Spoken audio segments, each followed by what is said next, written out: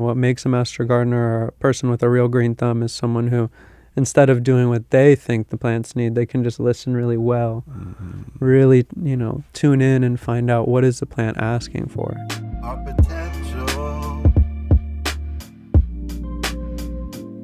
it's exponential.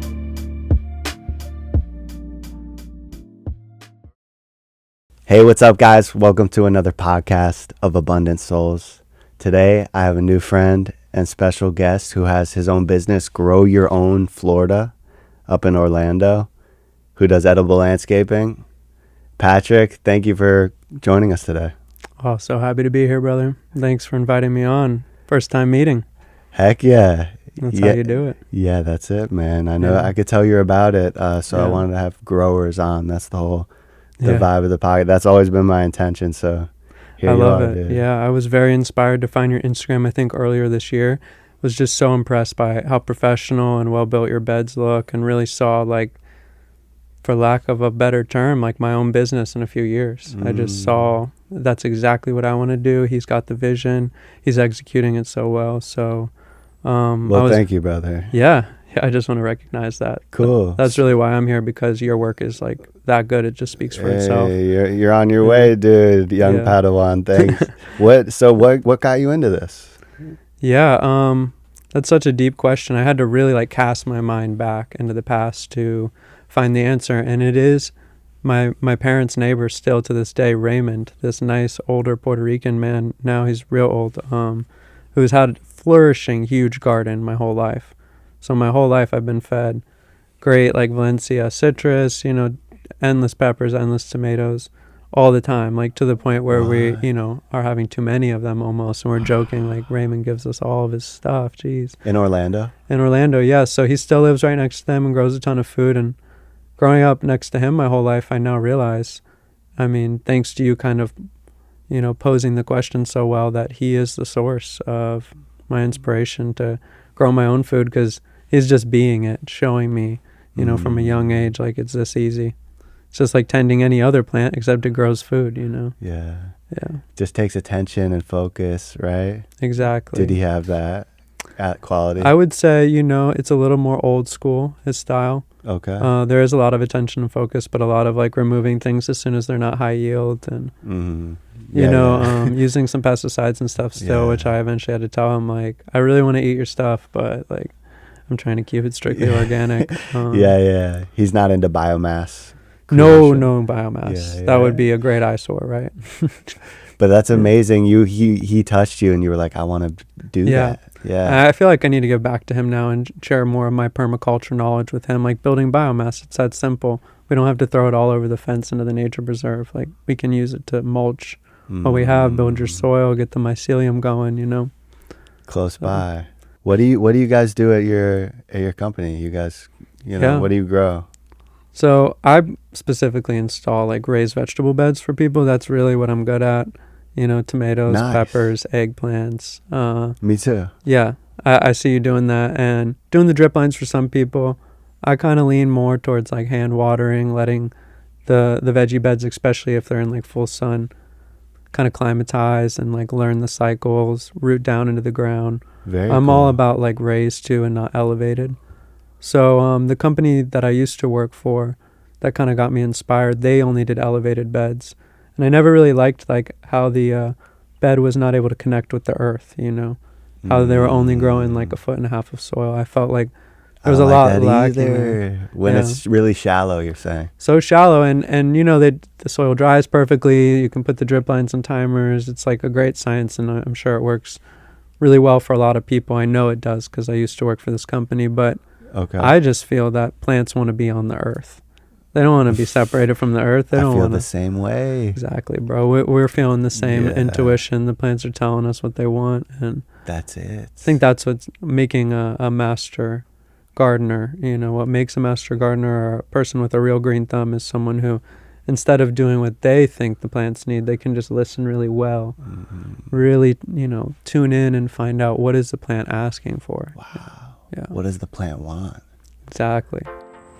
Hey guys, I just wanted to take a moment to talk about this Syntropic workshop held by my buddies Tiago and JR. this August, there's actually 2 workshops. There's one August 4th through August 6th, for more of like a beginner workshop on the subject matter, and then an intermediate course, August 7th through 9th. And it's a total immersion event where you're really gonna learn and get hands-on and really plant the whole system out and learn, most importantly. So I hope to see you there. The promo code, you're gonna get 30% off. So get it today, promo code below. We'll see you there. Back to the video. Cool. So yeah, raised beds. So tell us about what you're talking about, the overhead water. Do you have automatic drip, or excuse me, automatic like overhead water? Yeah, I mean, I've installed drip lines for a few clients, and I use like a beehive system, you know about that? Yeah. So those are hooked up to like your local weather station, kick off at like a 60 or 70% chance of rain. And that way you don't need to really maintain your garden. But what I encourage most of my clients to do is get out there every day and hand water, even with the drip lines, you know, just in the mornings. Right. Have an intimate connection with your garden. And see, that's what I do in my nursery. Yeah. And there's something to it, seeing all the plants every day. I would love to see your nursery do that. We're going to check it out after this. Awesome. Yeah, man. But I'm like trying to automate it so I could just break away and focus on other gardens and stuff. Right. I mean, a nursery, it makes sense to automate. Yeah. Yeah. In regards to, you know, people growing their food all over Central Florida, I would say Orlando is quite like the epicenter right now. It's booming up there. So very cool. I mean, you guys are probably a little more tapped in down here, I would say, just with homestead and the amount of year-round tropical fruit. Okay. But people are getting into it with like more cold hardy varieties of citrus, and, you know, mangoes even. Cool. In your area? In my area. I love to hear that. Yeah, people coming up with their own varieties. Yeah. Dude, talking about it. By the way, we're like halfway between there, like Homestead, Jupiter right now. Yeah. It's probably halfway, nice. More or less between, you know, you and Orlando and Homestead. So it's in between. So I'm in zone 9B up there. We get a ton of rain. And I would say you can't really go much further north than Orlando. It's like the last place you can grow year-round in Florida. That's it. And I think that's why it's its own deal, don't you think? Like, yeah, you can grow mangoes there. I mean, yeah, I got huge mango trees on the property I live on, 20 and 30-year-old trees yielding abundant fruit. So much. Yeah. This year it did? Yeah, this year, this keep mango 30-year-old tree right tapped in with a taproot to the spring-fed lake I live on. You know, probably like 300 fruits. Wow. I mean, so many that I was just giving them away until I ate the last 2 yesterday, and I was like, dang, I gave so many away. But I think that's what it's about, is sharing the abundance, you know. That's it, sharing. Yeah, because then people want to plant a mango tree. Like, by giving someone a tree-ripened mango, you've made someone want to plant a mango. It's true. Yeah. It inspires. Definitely, man. The experience is what inspires, a direct experience. It's just throwing mangoes, man. You just giving them away. Totally, man. Yeah. I wish I didn't give so many away, but, you know, I don't want to live in that lack, like, mindset. I'm the same way, yeah. No, but you feel that you're making me laugh, because at the end of the season, you're like, man, like, that was nice. And you really feel the gifts of the tree when they're gone. You know, just like anything, when a good thing's gone, you feel it's worth more so. And dang, dude, as I was getting down the last 10 mangoes, they were tasting better, kind of thing, you know, where I was in my mind, like, savoring every bite. I love that. Yeah, I think that's the beauty of the seasons. Yeah. You know, and experiencing it, and it's gone. The cypress trees have, you know, have leaves on them all of a sudden, you know. Yeah. It's interesting. There's some huge cypress on the lake I live on, and, you know, when they drop all their leaves, you get a great view of the lake. So, I mean, just like with all things in life, everything being cyclical, like, it's awesome to have a killer view of the lake, you know, and then when they blow back up with all their leaves, of course, no more view, but a lot of shade and a lot of beauty. So. Yeah, and I mean, a lot of people are, it's like, what are we focusing on, right? I remember we were talking about this just before this, like, it's so easy to be like, oh, they lose their leaves, that's a bad thing. You're talking about, like, you could see, it's a beautiful view through it for that window of the year. That's so beautiful, man. Is the lake, you think you have a microclimate on your lake? Because, yeah, that's why you grow mangoes right there. I mean, so my buddy Jacob at Heart Healthy Farm, he turned me on to your podcast. I was following your page and loved your business, but I didn't really know about your podcast. And I'm at his farm one day just working with him, helping him around there, and he shows me your podcast, and I'm watching it. So that's how I got into this. And he came when he came to my land and, you know, helped me pick a bunch of mangoes. He was totally saying the same thing. This is definitely a microclimate. The lake is definitely keeping it from getting too cold or from getting too hot. Just it's like this perfect little mediator of temperature right there. So, and then it being spring fed, I think it feeds the trees really well. It's spring fed. Yeah, so you just see these little, like on a really glassy day, you'll see these little boils all over the lake. Wow. Yeah, where the aquifer is, connected. Right. So. Yeah. Up there's so many different little like springs. Yeah. Coming out of nowhere. That's probably the magic of Florida. Like if you were to say like what is the one thing about Florida that makes growing here so great, we have more freshwater springs than anywhere on the planet. Wow. Yeah, so our aquifer, I guess, in theory, is the most rich and abundant because it's just popping out of the ground. I mean, that's right. It's boiling over basically, and that's what all these springs are. Dude, it's magic. It's the magic of Florida. I feel it really is. Yeah. It's not Disney World. Right. But it's that no, I feel that. The abundance there really is here. Yeah, I mean, I think it might have been the original Disney World, right? A lot of the like conquistadors and Ponce de Leon, they were looking for the fountain of youth, Right. Yep. They had their own It's a Small World After All conquistador right, style. Back in the day, I heard a lot of northerners would come from up north, to like Winter Park, Winter Haven, all these little places named, for the snowbirds, and they would go to these springs like every day. Like it was like an attraction, these green sulfur springs in Central Florida, and they would have healing, regenerative qualities. So I think it definitely grows better fruit, by definition. Yeah. If we have all this fresh water, we're going to have better, healthier trees. Minerals and deposits and all that good fresh flow. Yeah. I mean, that's the beauty of Florida is year-round growing. So yeah, it's true. So you still have the year-round growing in Orlando? Yeah, we did have that little freeze last year, but I wrapped everything up. My Malika mango, only 3 years old, held up really well. Wow. Huge amount of growth. So your gardens were fine? Totally fine. Cool. Even sun gold tomatoes I had growing, they died back, but I kept them alive enough that they sprouted right back up. And those go hard. Yeah, I love those. I got about 5 of those and just 6-7 feet going all up on my fence and stuff. Yeah. Cool. Dude, so tell us about like raised bed gardening, because a lot of our clients and viewers are into it. Like what do you like to grow up in Orlando? Veggies. My favorite thing definitely right now is like early girl tomatoes. I got a lot of those going in. Early girl tomatoes. Yeah, those are great. And Tree Amigos, shout out to them. I think they have some best genetics, best plants, they're best for peppers. real. Yeah, they're gonna come on the podcast. He's got to. Yeah. I've been using his plants for a couple years, and I think they're the best. I love that. I love Tree Amigos. So any of their peppers are perfect. Dude. Perfect. Their pepper selection. Yeah. So, like which ones? Specifically their Hala Fuego, my favorite, dude. I think it's a crossbreed between a habanero and a jalapeno, so it's a little hotter than a jalapeno. They're so spicy, good, yeah. So spicy. Yeah, those are good. Ají dulce is good. Have you had that? I have not. No. Ooh, that's a good one. No. When it hits, habanada pepper. Yeah. There's I also like the more mild, like the lunchbox. I can vibe with a little lunchbox. Yeah. Ace Bell are not that easy to grow in Central Florida, but I got a couple that I'm growing. Okay. I like the lunchbox goes off. I like the production. Yeah. He do it like these. You'll see there'll be 100 peppers on there. You need one plant, so they start to get heavy. Yeah, you got to harvest these babies. You need one plant. Yeah. Tree Amigos peppers, man. Dude, I'm so impressed with them.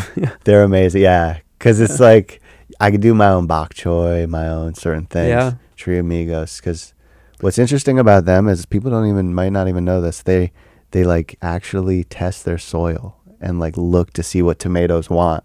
Wow. And like they like get the soil ready for tomatoes for that, and to that degree, and it's just amazing. Yeah. Like that's. Yeah. I know peppers and tomatoes like a similar soil. It'd be so interesting to talk to them about like acidity levels and like what plants and probably variation and even types of tomatoes. Some tomatoes like a big beef might like more basic soil than that's it, right? Because they've thought about the varieties for 10 seasons. Mm-hmm. I know you and I have too. Like you think about, well, all right, what's the variety to grow? Yeah. And you really stick. You want to stick to that. Yeah, I've been getting more into fruit trees recently. Planting like a lot of like Jamaican cherries, the strawberry tree, planting Nice. just a ton of mangoes. I'm so into mangoes right now. I Yeah. would say mangoes are my favorite fruit, so I'm trying to stay like focused on planting what I love. I love that. Yeah, because then people feel the passion come through more too. Because I'm like so excited for them. In a few years, you're gonna be slamming these mangoes. It's true, man. It's Yeah. easier to sell when you're believe in it. Totally. That's it, man. That's Totally, it. man. Yeah. So tell us, what other fruit trees are you into? Strawberry tree, mango? Yeah, I mean, my all-time favorite, just because I'm the most experienced with growing it, is papayas.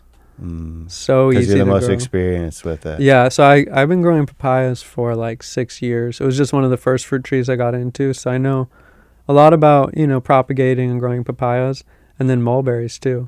So I would Love encourage it. anybody that, if you like a fruit, if you like a tree, just start planting it, start growing it, because as the years go on, it can kind of become your specialty. Yeah. So tell us about, because that's cool. You know a lot about how to propagate these. How do you propagate a papaya or a mulberry? Yeah, I mean, the mulberries with cuttings. That's pretty easy. It really is cuttings. Yeah, if you have a healthy mulberry tree, you have 30, 40 mulberry trees. Cuttings, Because you can take so many cuttings. Every season, too. Constantly. Like, you should just be taking as many cuttings as possible to keep it propagated. But in terms of papaya, a lot of people use, the paper towel germination method with the seeds. There's so many methods. I just pop the seeds in a little seed tray with some good soil and get so many little babies. Love it. In a little tray. Yeah, and then what I do is the repotting method. Just keep repotting slightly bigger. And, the trick with seed trays sometimes is you do use a grow light in the beginning, like 120 volt grow light, just to get them pop right above the soil. That then makes you can move it sense. outside to the actual harsh sun. Got it. Especially with our rain, And unless you got a greenhouse. Yeah. Yeah, that's why the Tree Amigos, they have a greenhouse. Yeah. And you think, why do they have a greenhouse in Florida? It's for the rain. It's for that reason. Yeah, your seeds will rot with too much rain. Yeah. That's something I've had to learn the hard way. There's a lot of wasted seeds. Yeah. So tell us about it, because you're far from Tree Amigos, bro. You're going far for plants. Yeah. I think Davy's 2 hours south or 3. I don't know. An hour or something. Yeah. I drive all over. Like, I just did a 5-acre food forest install in Sarasota, and that took like forever. I mean, that was going on like 40 days. And after 30 days, I had to peace out and let the other guys finish the job. But yeah, I think that it was like 300 fruit trees, maybe like 1,500 plants, full understory. You were there a month. Yeah, and the most difficult part of this job was, obviously like not just staying at Airbnbs and staying with friends and being away from home, but all of the preliminary work, removing all sod, backfilling with like, I think, a dozen, maybe 20 dump trucks full of mined soil, just full of clay, like just That's so interesting. not so even you quality think about stuff. Right. We were just building up the land, raising the land, making sure that none of these fruit trees are really going to grow in that pesticide sod soil, So it seems like you didn't like the fact that they did that. They mined the soil.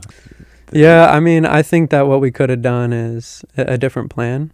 Okay. We could have had a different plan because flooding was a major issue on this property. Right. So for people who don't know, you're saying they brought in just dump trucks to raise the land so they could grow their fruit trees. Right. And this is because there's flooding issues with the last hurricane, and there was a lot of other factors. It was an incredible install. I don't want to say anything negative about it. I'm sure it'll be a great success. Cool. But, facts. Like awesome. when you have to raise the land that much, inevitably the water's going to go somewhere. So we were having to dig out swales to compensate. That's a good point. Right. A lot of swales were dug out. Just a lot of bobcats used, a lot of heavy equipment. Yeah. It's a major operation. So, in future jobs, I think I would probably find like some sort of land clearing team to do a lot of that work. Cool. And then I come in with my team to plant it. That's a good point. Yeah. Because that is its own thing. Oh, it took a lot. I mean, half the job was really removing sod, adding new soil, and then the mulch, right? Just like 6 to 12 inches of mulch in all places. Yeah. I got you. Yeah, it's a lot. So a lot of plants in the ground in that project. Yeah. A lot of plants on the ground. Shout out to Cameron James, the lead on that project. Cool. Shout out Cameron. I've talked to him actually. Yeah, great guy. Yeah. Got only positive things to say about him and his work ethic. He seems awesome. Really, he is awesome. Yeah. Cool. And he works for Food Forest Abundance as one of their main leads. And okay. Yeah, it's an incredible company because they're mostly focused on big properties and completely transforming a big property with like only ornamental landscaping in Florida into a true food forest. Very cool. So all the layers, all the plants. all the layers, yeah. And Very like, cool. 65-gallon fruit trees, more mature fruit trees going in too. What do you think about that? Yeah. Like planting big trees like That's a deep question right there. that? We got time. I think, obviously the younger the plant, the more of a sapling the tree is, the more likely it's not only going to root well and establish itself perfectly, but it's going to adjust to all the conditions and the climate for it to mature proper. Instead of the shock. You really, because I feel that way for real. Yeah. But like, does it matter if someone was like, hey, Patrick, I want the 45-gallon mango. I want fruits next year. That's the apocalypse is coming, whatever. Yeah. You're getting them their big mango, or would you be like, hey, let's start with something a little younger, a couple years old, ready to fruit? I mean, that's almost getting into like business philosophy, right? Whereas like I curious. try to always do what my clients ask for, but I temper it with what I think. So I would be like, I love that. We're definitely going to put this $400 mango in because that's what you want. But there's a small chance that it might not root properly and that it might not even survive. And it's important what you're saying. Yeah, to be honest with your client. Like, exactly. Hey, they want all these, whatever, citrus. And totally, man. And then they're excitedly like watering their mango every day. And I'm trying to communicate this deep concept, which is the tree needs to root. So it needs to seek out water and nutrients. And the more you're fertilizing and watering it, the more you're creating almost like a root ball. You're almost keeping it in a pot, even though it's in the ground. Yeah, that's interesting. So you're saying, hey, let it just be for a little bit. Just enough, yeah. Just enough. Because I think, especially like with hurricane season coming and stuff, staking out your mango is essential. Like, especially if it's a young sapling, making sure that it doesn't completely uproot itself while it's getting that taproot in.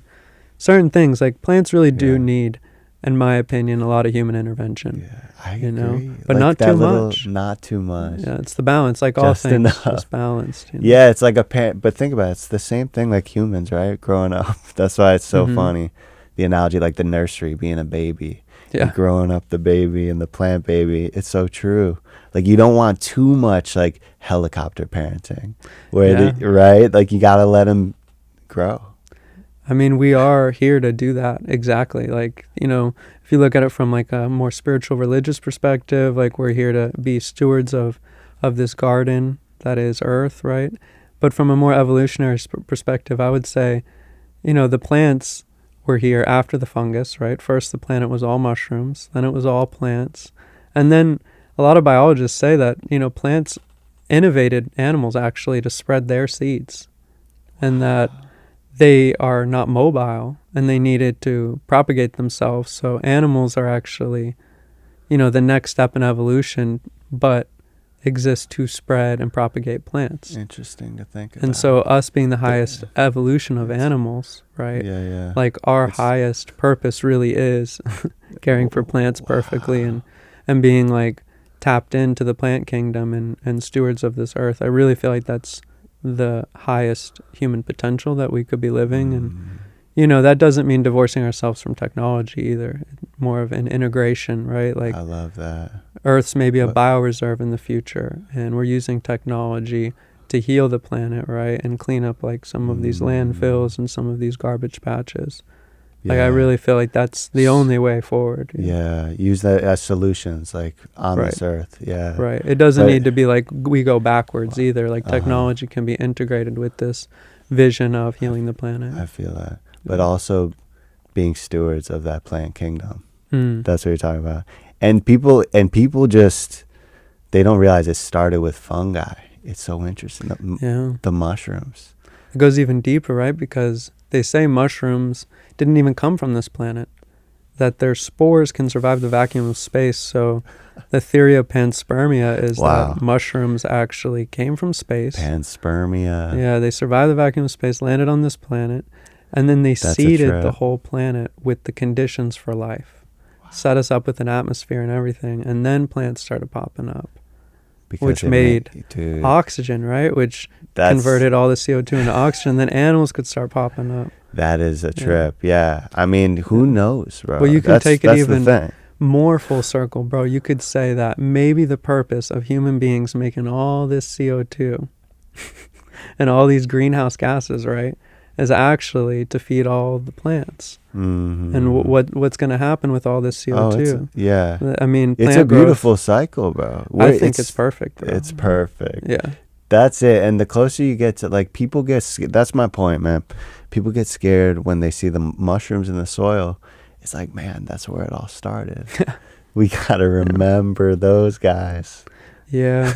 The mushrooms are like some sort of like ancient internet too, with their mycelial network. Yeah. They're hooking up your papaya tree to your mango tree, and they're trading nutrients now. And it's, from my understanding, the mycelial network is basically connecting an entire food forest or natural forest ecosystem or garden or whatever, and allowing everything to communicate and help each other. So mushrooms are essential. You should be stoked if you see mushrooms in your garden. Yeah, it's true. Yeah. Yeah. Wow. Thanks for sharing these panspermia. There we go, man. Dude, I gotta look into that, because who knows, man? Like these mushrooms are I just talked about it with Ralph on my last podcast. You know, Ralph. Yeah. They're really powerful. These spirits of these, plants, these fungus. Yeah. I mean, they're the ancient masters, and they're the teachers. I really feel that Terence McKenna said it best, that he's not seeking out any human teacher or guru. He knows from direct experience that the plants are the teachers. And this is what our ancestors know. I mean, we've been co-evolving along them for millions of years and cultivating them. So, yeah. Yeah, man. Very cool. Yeah, well, so tell us. I know we have limited time, but this is great. Thank you for coming, Pat. Blessed, dude. It's awesome, yeah. I appreciate you having me on. Of course, dude. It's really cool. I wanted to have growers on, soldiers in this game, like you understanding creation and anyway, stewarding the land. So I appreciate you. But is there anything else like you want to share with maybe your projects or your business or your philosophies around gardening? Because it seems like, you're very particular, which is a great thing, and intentional. Beautiful, yeah. I try to be intentional with what I do, and I will say that I think growing our own food has like huge societal implications. Food sovereignty and not being dependent upon the system is like really the key to the new earth. And I have a spiritual like meme page and a podcast myself called Terra Nova, which means in Latin new earth. So new earth. Yeah, man. I really feel like that's the way, like the apocalypse that we're all kind of witnessing on the news implies the awakening of the new earth. There's no other way. As we see things fall apart, we've got to build something new. So I'm trying to I feel that too, man. Yeah. Terra Nova. There we go. Cool. Thanks, bro. Yeah, I'm gonna look into all that. And I mean, what if someone were to say, hey, wars, because it is crazy, it's like apocalyptic almost if you look at it, really, like, and then someone's like, hey dude, there was world wars, there was all this other crazy stuff all the time, right? And they were saying that was like the war to end all wars. It's like, who, if it's like perpetual and just insane, or do you really feel like it is like coming to a point where it's a revelation, or what? I would say with the birth of the internet, we are in a completely new age. We're more connected than we've ever been. Billions of people are connected with each other. I think the potential for mass awakening and a global consciousness shift is finally possible. At other times when there's global wars, people can control information and how people perceive these things very easily. But now, as the veil's being lifted and people are able to see more clearly, I think there is, in our lifetimes, an enormous shift for humanity upon us. That's beautiful. I love that message. Man. Thank you. Because that is real, too. Like, think about being in these towns. Like, think about how naive we were in our town growing up. Right. Period. Like, and that exists everywhere on earth, by the way. I don't care where you're from or whatever. Say what you want. It's real because we don't have perspective. And then people travel and they get exposure. And, and you can get that through the internet, like through, really being exposed to people on the other side of the earth doing amazing things. Yeah, I mean, inspiring each other. I kind of was raised on books more because I'm 27, so I wasn't really raised on the internet. But dang, is that the the difference between me and maybe someone 10 years older than me is like at age, 15, 16, I was watching YouTube all day, educating myself. And I think the internet is definitely responsible for my awakening. It's powerful. Yeah, right? Yeah, like it really is. And I want podcasts, bro, like this right now. Podcast specifically, man. I mean, that's why I believe in this medium so much, because at 17, when I was taking psychedelics for the first time and having absolutely no clue what to do with my newfound perspective, podcasts really. No shaman guides, maybe. No shaman guides. Joe Rogan came through. He was the shaman. That's hilarious. Yeah. That was, they've been doing it, 10 years. Yeah, man. It's powerful. And I think this long, free-form media, there's a lot more depth and authenticity in it. Facts. That's what people are starving for. Yeah, that's right. And in this age of just instant gratification, people are really hungry for a real conversation. Like, I don't want to just hear what the media is just telling me. Just, I don't know. I don't want to say to it. Like, I'm over that. Like, I don't even believe any of it. No. So it's all a psyop. They just want to hear some truth from some people. It's true, man. Like, what's really going on? These, conversations. And I believe in this awakening as well, bro, by the way. Yes. Just want to put it out there, because there's many ways to look at it or believe or have opinions on, but I know that there's a lot of goodness going on all the time. Exactly. It's all about what you want to pay attention to. And, ultimately, I would say it's all unfolding perfectly. And the wild thing is it's perfectly balanced if you have the eyes to see it, And I think you do. Yeah, I think it's beautiful, man. It's perfectly balanced if you have the eyes to see it. And I appreciate your perspectives today and all, and coming out. Heck yeah. Bless up. Yeah. And is there anything else you want to share? Like, people like Jacob should come on. Any people you want to shout out? Check out Heart Healthy Farm. A great example of like a beyond organic 4-acre farm. Heart Healthy, H-A-R-T. H-A-R-T, his last name. And please look at my business. Grow Your Own Florida, all one word. Florida is just FL. And my meme page, my baby, is Terra Nova. TARA.Nova. And I think my message that I would like to leave like people parting with is just that it's one source consciousness in all things. And if we can remember that, I think we can be a lot more peaceful and loving towards each other. So true, man. Separation is definitely the enemy. And the illusion, The illusion. It's really the illusion, And it's one funny source because consciousness. Dude, it's got to play us too, right? If there's just one source, it's got to pretend to be two. It's no fun. So that's the game, right? Yeah, it's so interesting. We always forget that because it's not fun if you always remember it's one. It's just not that fun. I like that. Yeah. It's not, dude, but it's true. Let's remember that. Be a way more peaceful world. Way more peaceful world. You can't hurt yourself if you're remembering it's yourself. That's beautiful. Yeah, bro. Yeah. Thanks for coming out, Patrick Lang. Thanks for having me on, man. Heck Bless you. See you next time. Thanks.